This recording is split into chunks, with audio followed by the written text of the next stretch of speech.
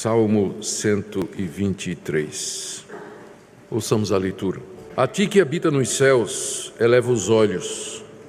Como os olhos dos servos estão fitos nas mãos dos seus senhores, e os olhos da serva na mão de sua senhora, assim os nossos olhos estão fitos no Senhor nosso Deus, até que se compadeça de nós.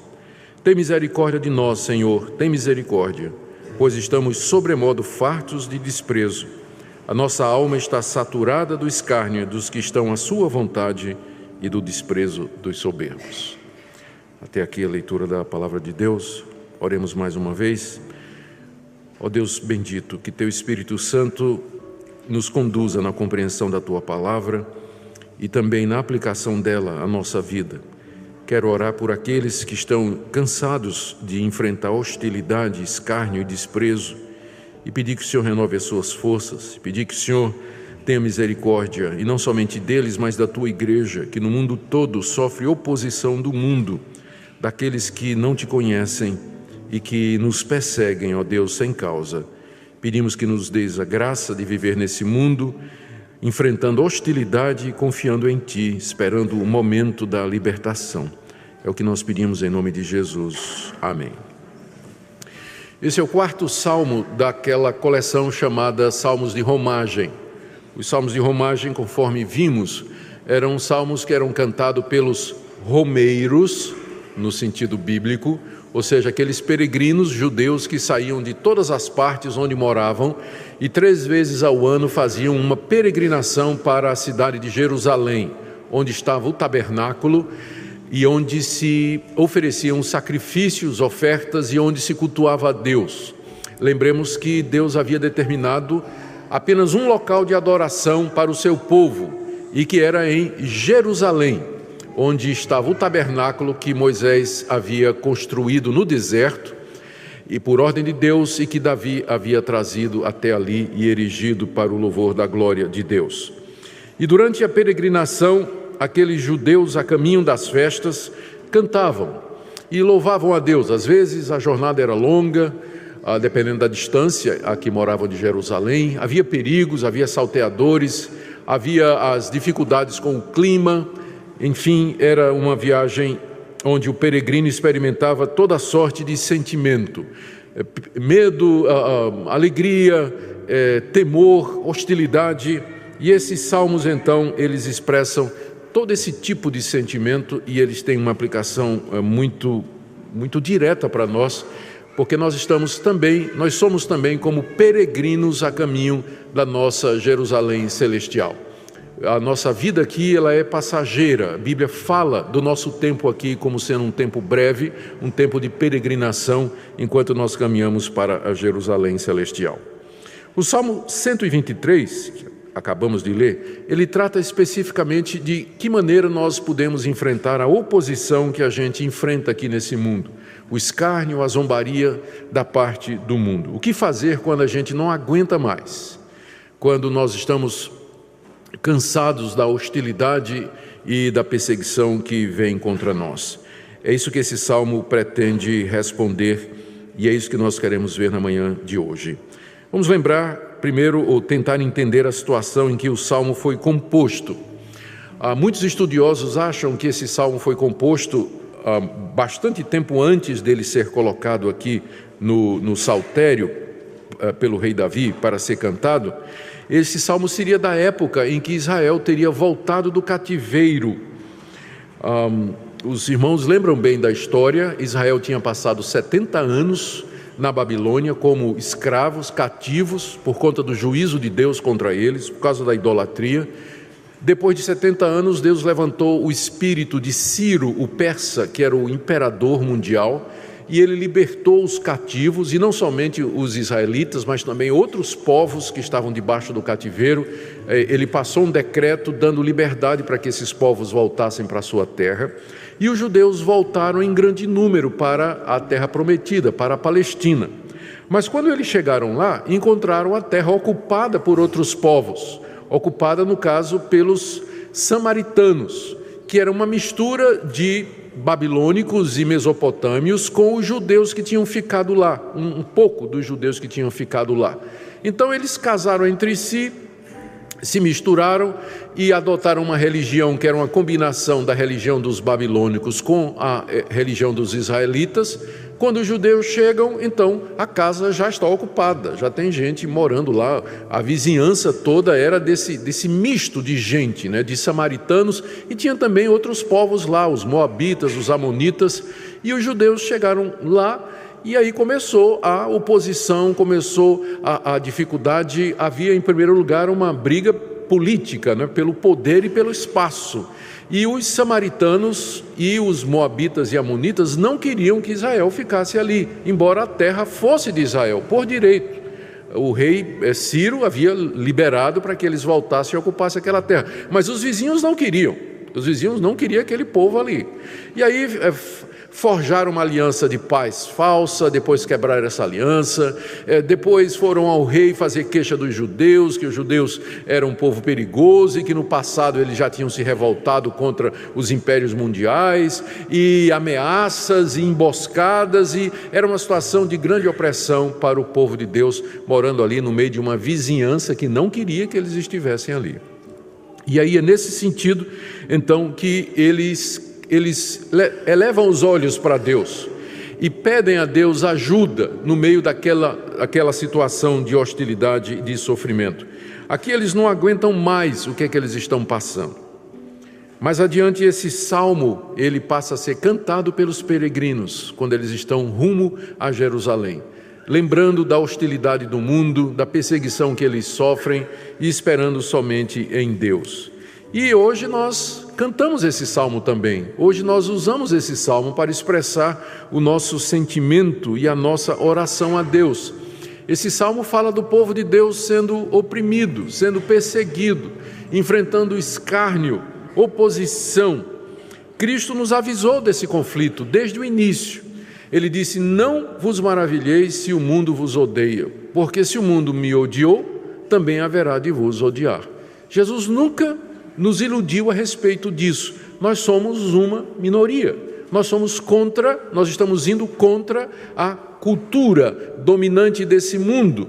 Os nossos valores não são os valores desse mundo. Na universidade, você vai encontrar um confronto entre aquilo que você aprendeu na sua casa e aqui na igreja sobre Deus, sobre a verdade, sobre o ser humano, sobre a família.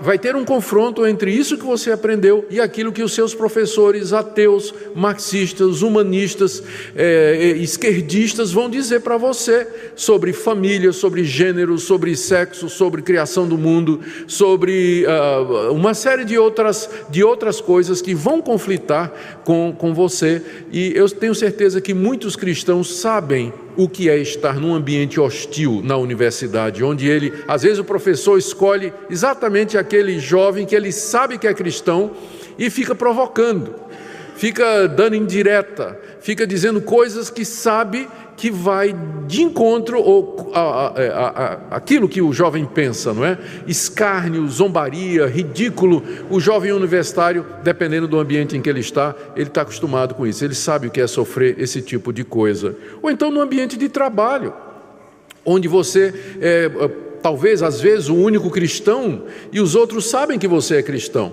E eles começam a conversar determinadas coisas, o falatório, os palavrões e as piadas e às vezes as provocações que são feitas. Às vezes isso acontece na própria família, não é? Às vezes no próprio ambiente familiar, você se sente como um que fora do ninho, não é? Está fora da curva, é objeto de ridículo, de escárnio, quando a família se reúne de vez em quando. E você, fulano, continua indo para aquela igreja, não é? Está dando dinheiro para o pastor? Continua dando dinheiro para o pastor? Naquelas reuniões da família, não é? Em que vem então aquele ridículo, aquele escárnio, aquela zombaria toda. Então o cristão, ele sabe o que é isso, né? A igreja, ela foi alertada desde o início, desde o Antigo Testamento até o dia de hoje, ela está alertada para isso. Nós estamos no mundo, mas nós não somos do mundo. O mundo nos odeia, ele olha para nós como sendo pessoas estranhas, pessoas diferentes, e está ficando cada vez mais difícil, porque aquilo que a gente acredita começa a ser rotulado de ódio. Se a gente afirma a família é ódio contra os homossexuais. Se a gente afirma a vida, a gente é contra a mulher que tem o direito de abortar. Se a gente afirma a defesa própria, então é discurso de ódio contra os criminosos que têm que ter direitos iguais. Daqui a pouco, tudo que a igreja disser vai ser rotulado de ódio, discurso do ódio. Nós estamos caminhando para isso. Então, é mesmo como se a gente estivesse numa peregrinação onde nós estamos cercados de inimigos, de gente que nos ridiculariza, gente que nos detesta, gente que faz zombaria, gente que traz todo tipo de ameaças contra nós. Então, o que fazer então quando nós não aguentamos mais? É a situação aqui do salmista. Ele chegou num ponto que ele não aguenta mais. Está cansado de ser ridicularizado, perseguido, odiado, insultado, desprezado. E note aqui, quando nós formos agora expor o Salmo para entender, essa hostilidade ela é injusta. Ou seja, o salmista está sofrendo aqui por conta da sua fé e da sua confiança em Deus. Não vamos confundir esse tipo de sofrimento que é injusto com aquele sofrimento que nós fazemos por merecer. Porque às vezes acontece isso, que o crente chega na igreja e diz: eu estou sendo perseguido no meu trabalho, meu patrão fica em cima de mim, fica marcando a hora que eu chego, a hora que eu saio. Isso é perseguição religiosa. Vai ver que não é, vai ver que ele é um péssimo empregado mesmo. Ele está sofrendo não é por causa de Cristo não, mas é porque é preguiçoso, chega tarde, não faz o trabalho direito. Então, nós não estamos fazendo desse tipo de perseguição, falando desse tipo de perseguição que você fez por merecer. O caminho aí é você se arrepender e mudar de vida. Mas aqui no caso é uma perseguição que vem porque é injusta. É injusta essa perseguição, esse escárnio, essa zombaria. Vem por conta do ódio religioso mesmo, não é? A hostilidade do mundo contra a igreja e contra os cristãos, porque eles são cristãos e porque eles pregam e dizem coisas que são contrárias àquilo que o mundo acredita. Então, o que fazer? Em primeiro lugar, está aí no verso 1, temos que elevar os olhos a Deus. Verso 1: a ti que habita nos céus, eleva os olhos. Essa expressão, tu que habitas no céu, literalmente no hebraico, tu que estás entronizado no céu. A figura aqui é de Deus sentado no trono, lá nos céus, de onde Ele domina o universo, de onde Ele controla todas as coisas. E é bom nós lembrarmos de que essa é a posição de Deus, porque essa é a melhor maneira de olhar para Deus numa situação de conflito. É lembrar que Deus está no trono e que Ele domina sobre todas as coisas e que Ele tem tudo nas suas mãos e que todas as coisas cooperam para o bem dos que amam a Deus e que nada foge ao controle de Deus. Ele está sentado no trono do universo. O salmista eleva os olhos para Deus. Às vezes, orar é isso, é você levantar os olhos para Deus. Você sabe aqueles casais antigos, que estão casados há 50 anos, 40 anos, e que um não precisa palavra, basta um olhar para o outro e já sabe. Dá aquela olhada, um já entende o outro. Então, às vezes, não precisa nem falar, é só levantar os olhos. E Deus, como que diz, eu estou vendo. Às vezes orar é só elevar os olhos para aquele que habita nos céus, elevar o coração, elevar a nossa alma, elevar o nosso sentimento. Não existe uma figura mais bonita de dependência do que essa, alguém que está prostrado e que eleva os olhos, num sinal de expectativa, como quem diz: o Senhor está vendo a minha situação, o Senhor está vendo o que é que eu estou passando aqui. Eu sei que as pessoas às vezes têm muita dificuldade em articular orações. E orar é um exercício espiritual que precisa de treinamento. A gente precisa intencionalmente aprender a orar. Mas às vezes orar é simplesmente levantar os olhos. Olhar para Deus como sendo a nossa fonte de esperança e de socorro. Já que não há esperança no mundo, não há esperança nos homens, mas há esperança em Deus. E o nosso Deus entende aquilo que nós estamos passando. Basta um olhar. Quando você está assim, quando você está oprimido, quando você está saturado, basta um olhar para Deus na expectativa, olhar para Deus em esperança, olhar para Deus para que ele tenha compaixão, que é o próximo ponto, não é, que está no verso 2. Primeiro, é levar os olhos para Deus. Segundo, aguardar que o Deus que entende o nosso olhar tenha compaixão de nós. Verso 2: como os olhos dos servos estão fitos nas mãos dos seus senhores, e os olhos da serva na mão de sua senhora, assim os nossos olhos estão fitos no Senhor, nosso Deus, até que se compadeça de nós. A gente talvez não entenda direito esse salmo, porque nós não temos mais esse costume, mas no Antigo Oriente, todos os senhores e as suas esposas tinham servos, que atendiam às suas necessidades e que andavam ao seu lado. A figura aqui é de um senhor, um patriarca que está sentado à mesa, não é? Em algum lugar de autoridade, juntamente com a sua esposa, e os servos estão ali, ao redor. E eles ficam olhando para a mão do senhor e da senhora, porque naquele tempo o patrão não falava com o servo, mas dirigia o servo pelo gesto.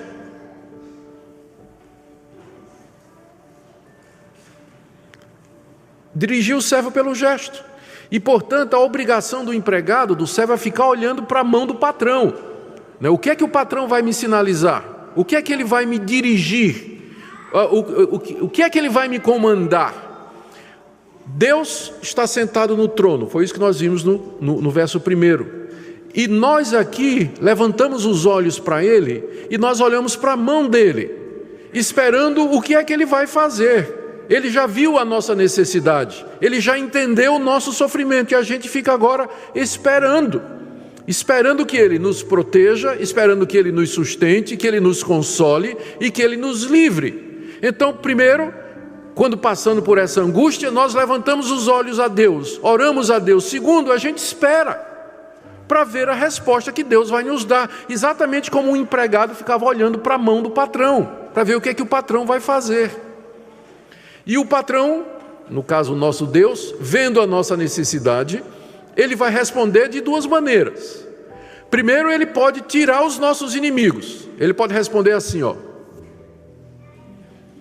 ou seja, essa foi horrível, ele vai liquidar os nossos inimigos, vai destruir os nossos opressores. Às vezes Deus faz isso. Há muitos relatos na história de Israel em que Deus deu vitória militar aos judeus contra aqueles que os oprimiam, contra aqueles que os atacavam. Então, nos dias de hoje, numa situação de conflito, uma situação em que você está sendo oprimido, perseguido injustamente, ao ridículo, ao escárnio, à opressão, pode ser que, à medida que você olha para Deus e espera em Deus, que Deus remova o problema. Simplesmente aquele menino na escola que é o bullying, né? Que fica sendo bullying de você, de repente a família dele se mudou. E no dia seguinte você foi para a escola, né? Vai ser mais um dia de sofrimento. Ué, cadê o bullying? Não, a família dele se mudou lá para Caicó, no interior do Piauí. Oh, Deus, né? Obrigado, Pai, né? Deus às vezes pode fazer isso, Ele remove o problema. Mas outras vezes Deus não remove o problema. Ele nos concede graça para sustentar. Há um episódio no Novo Testamento muito conhecido que ilustra isso. O apóstolo Paulo fala de um espinho na carne que Deus colocou, um mensageiro de Satanás, para esbofeteá-lo. E 3 vezes ele pediu a Deus que o retirasse. E a resposta de Deus foi: não, porque a minha graça te basta. Deus não tirou o mensageiro de Satanás que esbofeteava o apóstolo Paulo, mas Ele deu graça para que o apóstolo Paulo pudesse suportar todo aquele sofrimento que era trazido por esse agressor, ou o que quer que tenha sido que o incomodava tanto. Então, olhamos para Deus, esperamos, olhando para a sua mão, ver o que Ele vai fazer, e sabemos que Ele pode resolver de 2 maneiras: retirando a fonte do sofrimento, retirando os escarnecedores, os inimigos e os opressores, ou então nos dando graça e misericórdia para suportar, que é exatamente isso que o salmista suplica no verso seguinte, não é? Verso 3, ele diz: tem misericórdia de nós, Senhor, tem misericórdia de nós. É isso que ele pede. No final do verso 2, Nós lemos assim: os olhos estão fitos no Senhor nosso Deus, até que se compadeça de nós. Esse se compadeça de nós, na verdade, é até que tenha misericórdia de nós. É a mesma palavra que aparece no verso 3. Tem misericórdia de nós, Senhor, tem misericórdia. Então, 3 vezes aparece a palavra misericórdia no original. E é isso que o salmista está esperando. Está olhando para Deus, atento para a mão de Deus, e ele quer uma coisa: ele quer misericórdia da parte de Deus. Note que ele não pede a morte dos inimigos, ele não pede a destruição daqueles que o estão fazendo sofrer, ele pede apenas que Deus tenha misericórdia dele.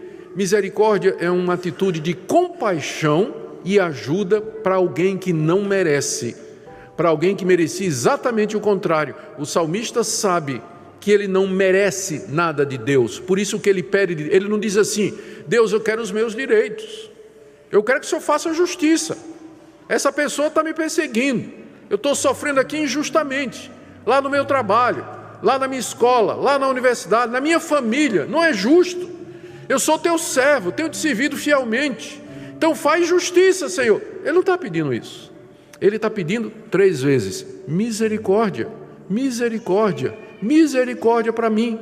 Está olhando para Deus, olhando para a mão de Deus, esperando um gesto de Deus e querendo que Deus mostre misericórdia para que ele possa atravessar aquela situação, para que ele possa peregrinar nesse mundo e chegar até o final da jornada. E no verso 4, final do verso 3 e no verso 4, ele explica, ele abre o coração, expõe a Deus o que é que ele está sentindo e que é a causa da oração.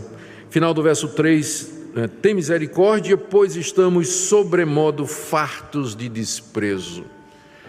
Nós já recebemos todo o desprezo que nós podíamos suportar, estamos sobremodo fartos. Você sabe o que é uma pessoa sobremodo farta, não é?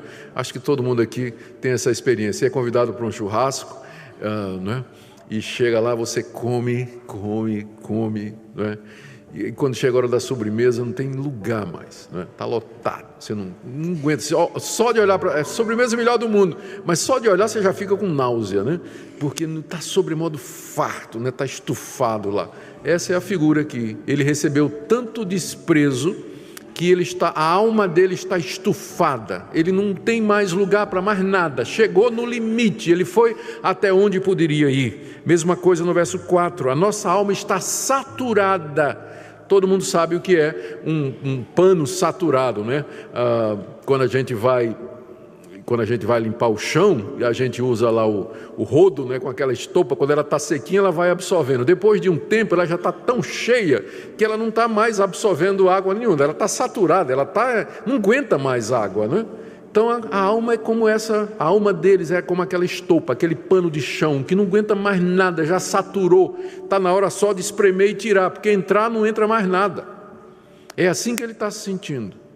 Deus, a minha alma está saturada de desprezo, de escárnio, eu não aguento mais, cheguei no meu limite, por conta dos que estão à sua vontade, aquelas pessoas que não estão nem aí para Deus, estão vivendo a vontade deles, fazendo o que eles querem, e por causa do desprezo dos soberbos, dos arrogantes, que não se humilham diante da verdade, diante de Deus, e não têm a menor compaixão pelo seu próximo. Esse é o Salmo. É um salmo que nos ensina o que fazer então. E as lições são essas aqui que eu quero resumir para fechar. Aqui nós aprendemos que nesse mundo nós estamos sujeitos a sofrer escárnio e desprezo. O fato de que você é filho de Deus e que foi salvo pelo sangue de Cristo e que faz parte do povo de Deus não dá a você uma imunidade aqui nesse mundo com relação à hostilidade das outras pessoas. Na verdade, é muito mais provável que você vai experimentar aqui nesse mundo a hostilidade, o desprezo e o escárnio daqueles que não temem a Deus. Segunda coisa, há muitas situações assim em que a gente chega no limite. Veja como é profundamente humana aqui a expressão do salmista: Deus, eu não aguento mais. Passa-se a impressão, em alguns círculos evangélicos, que o cristão é um super-homem e que ele enfrenta estoicamente todas as dificuldades da vida, sempre vitorioso, sempre alegre, sempre contente, sempre em cima, não é? Mas há situações, e nós temos que encarar isso, na vida em que a gente se sente como essa pessoa aqui. Deus, eu não aguento mais, está muito difícil. Cheguei até onde eu podia chegar. E numa situação como essa, o caminho não é desespero e desistir ou pensar que Deus nos abandonou, mas é levar os olhos para aquele que está nos céus e esperar que Ele tenha misericórdia, porque Ele haverá de ter misericórdia, ou removendo a dificuldade, ou então dando graça para que você caminhe mais uma vez. Terceira coisa que nós aprendemos aqui é que nós sempre podemos aguentar um pouco mais. Quando eu servia o exército, há muito tempo atrás, era aspirante a oficial, eu me lembro bem do Sargento Silva. Era um baixinho, ele é muito engraçado, o Sargento Silva, mas era um homem muito sério e muito querido nosso. E uma das coisas que nós tínhamos que fazer como aspirante era a temida marcha dos 35 quilômetros. A gente colocar todo o equipamento, a mochila nas costas, o fuzil, o cantil de água, aquele peso, né? E tinha uma tenda também, a gente ia andar, ia até o mato onde a gente ia acampar. E eu me lembro a gente saindo de madrugada lá no quartel em Recife, para os arredores da cidade, onde a gente ia para o mato, e andando. Depois de 10 quilômetros eu já estava sentindo cansado, né? E o Silva ao meu lado, né? Ele dizia, sargento, eu estou cansado. Não, você pode ir, você não aguenta mais, né? Vai, 15 quilômetros, né? O suor já baixando assim. Silva, eu não vou aguentar não, você vai, tranquilo, outras pessoas já fizeram isso, você é jovem, você consegue sim. Tá, lá vai. Nos 30 quilômetros eu queria morrer, né? Não aguentava mais nada, e o Silva dizendo, você pode, você vai, você aguenta mais do que você pensa. E ao final dos 35 quilômetros, eu sabia que eu só cheguei lá por causa do encorajamento do Sargento Silva. Esse salmo fica nos dizendo isso. Olha para mim, olha para a minha mão, aguenta mais um pouco. Eu sei que você está saturado, eu sei que sua alma não aguenta mais, mas você aguenta mais do que você pensa por causa da graça de Deus em você. Por causa da misericórdia de Deus que Ele promete nos dar, você vai atravessar essa peregrinação e vai chegar até a Jerusalém final, a Jerusalém celestial.